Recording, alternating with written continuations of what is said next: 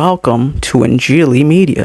जाकिर नाइक के 2 video clips नजर से गुजरे, जिनमें से एक में उन्होंने ये कहा है कि यस्सु अल मसीह अल्फा और ओमेगा कैसे हो सकते हैं, क्योंकि वो तो पैदा हुए थे, लिहाजा जब वो पैदा हुए तो वो उनकी बिगिनिंग हुई। तो फिर वो ये कैसे क्लेम कर सकते हैं, या इंजील मुकद्दस ये कैसे क्लेम कर सकती है कि खुदावंद यस्सु अल मसीह अल्फा और ओमेगा हैं। Jesus said, I am Alpha and Omega, no beginning, no end.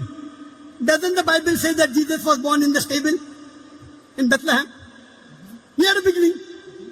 It's a contradiction. अब जाकिर नाइक को ये मालूम होना चाहिए कि अल्फा और ओमेगा अल्लाह के 99 नामों में से भी एक नाम है। अल्फा और ओमेगा कुरान शरीफ में अव्वल और आखिर के तौर पर इस्तेमाल हुआ है। सूरह अल हदीद यानी कि सूरह नंबर 57 की वर्स 3 तीसरी आयत में ये लिखा हुआ है कि हु अल अव्वल व अल आखिर, कि he is the first and the last, वही अव्वल है और वही आखिर है। बाइबल मुकद्दस में मसीह के लिए यही अल्फाज इस्तेमाल हुए हैं, अव्वल व आखिर, अल्फा और ओमेगा। और जाकिर नाइक का एतराज ये है कि चूंकि खुदावंद यीशु मसीह की तो एक बिगिनिंग है, जब वो पैदा हुए तो ये उनकी बिगिनिंग हुई, तो फिर वो कैसे अव्वल व आखिर हो सकते हैं। चूंकि जाकिर नाइक ने ये हवाला बाइबल में से ही लिया है, और अपोलोजेटिक्स का ये असूल है कि जहां से आप एतराज उठाएं जवाब भी वहीं से देना वाजिब है। चूंकि सवाल बाइबल मुकद्दस में से लिया गया है, हवाला बाइबल मुकद्दस में से लिया गया है, लिहाजा इसका जवाब भी बाइबल मुकद्दस ही से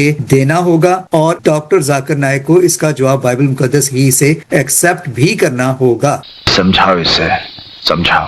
तो डॉक्टर जाकिर नाइक खुदावंद यीशु मसीह के बारे बाइबल मुकद्दस ही कहती है कि वो खुदा का कलाम है। In the beginning was the word, इब्तिदा में कलाम था। खुदावंद यीशु मसीह अपनी जिस्मानी पैदाइश से पहले खुदा के साथ खुदा के कलमा के तौर पर मौजूद थे। इन the beginning was the word, और इस्लाम में भी खुदावंद यीशु मसीह को कलमतुल्लाह कहा गया है, लिहाजा आप इस बात से इनकार नहीं कर सकते। अगर अल्लाह का कलमा अल्लाह के साथ अज़ल से था, अव्वल से था, तो ये वही कलमा, वही कलाम जिसका जिक्र बाइबल मुकद्दस में यूहन्ना पहले बाब की पहली आयत में आता है, in the beginning was the word, इब्तिदा में कलाम था, कलमतुल्लाह था। तो ये वही कलमतुल्लाह हमेशा से मौजूद था खुदा के साथ। खुदावंद यीशु मसीह की जिस्मानी पैदाइश उनका बिगिनिंग नहीं था, वो सिर्फ जिस्मानी रूप में खुदा के अवतार के तौर पर जमीन पर आए, तो वो उनका जिस्मानी रूप में, इंसानी रूप में बिगिनिंग था, लेकिन वो उससे पहले भी मौजूद थे।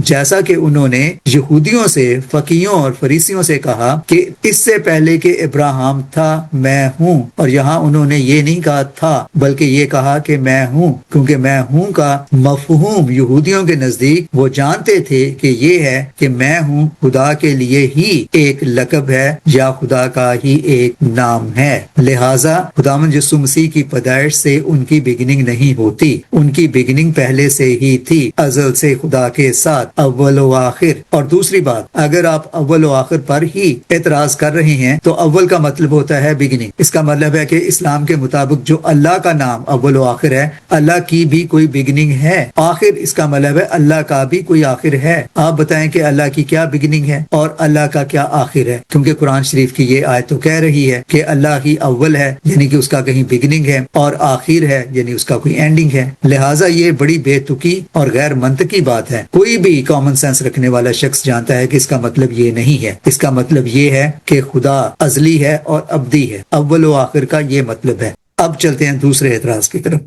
Verse number 28, no man can pluck them out of my hand. Verse number 29, no man can pluck them out of my father's hand. I and my father are one. If you say this one means actually one, for argument, Gospel of John chapter number 17, verse number 21 says, Jesus says, my father is in me, I and you. I am in you, telling the 12 apostles. If you believe it's one, there should be 14 gods. Jesus, you open Gospel of John, chapter number 17, verse 23, it says, Jesus says, my father is in me, I in you. He's telling the 12 apostles that I am in you. So there should be 14 gods, why 3 gods? समझाओ इसे, समझाओ।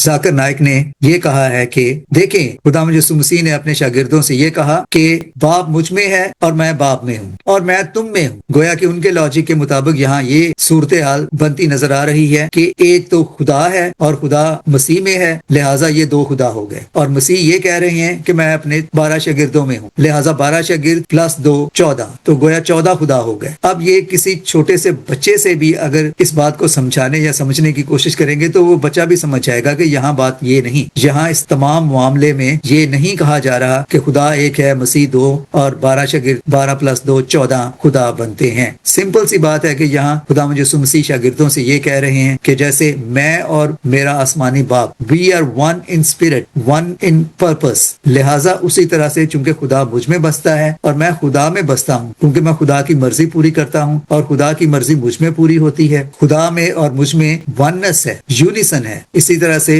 मैं तुम में बसता हूँ, यानी हम सब वन हैं, फेथ में, पर्पस में, यूनिटी में। इसमें कोई गिनती का मामला नहीं, 1 2 3 4 और 12 और टोटल 14। ये एक बड़ी सिंपल और वाज़ेह बात है। मुहावरतन भी कहा जाता है कि हम सब एक हैं। एक खानदान के तमाम लोग भी कहते हैं कि हम एक हैं। बाप की जान बच्चों में होती है, माँ की जान बच्चों में होती है, बच्चों की जान माँ में होती है, बाप में होती है। इसका मतलब ये नहीं है कि बच्चे भी बाप बन गए और बाप भी बच्चे बन गए। कॉमन सेंस की बात है कि ये एक यूनिसन, रूहानी यकजहती, unity of purpose, oneness, unity of faith and unity in spirit के हवाले से बात की जा रही है। कौमों के लिए कहा जाता है कि हम सब एक हैं। बड़ी ही बेतुकी और गैर मंतकी सी दलील जाकिर नाइक ने दी है, लेकिन ये कोई हैरत की बात नहीं। वो ऐसी बेतुकी और गैर मंतकी दलीलें देने के लिए जाने जाते हैं, लेकिन अफसोस कि उनके सुनने वाले जरा भी अपनी कॉमन सेंस से काम नहीं लेते कि जो बात ये शख्स कह रहा है क्या इसमें कोई लॉजिक, कोई सेंस बनती है। तो डॉक्टर जाकिर नाइक साहब, आप इस तरह की बोंगियां मारते रहें और हम आपकी इन तमाम बोंगियों का जवाब देते रहेंगे और आपकी गैर मंतकी और बेतुकी बातों को एक्सपोज करते रहेंगे। Thanks for watching.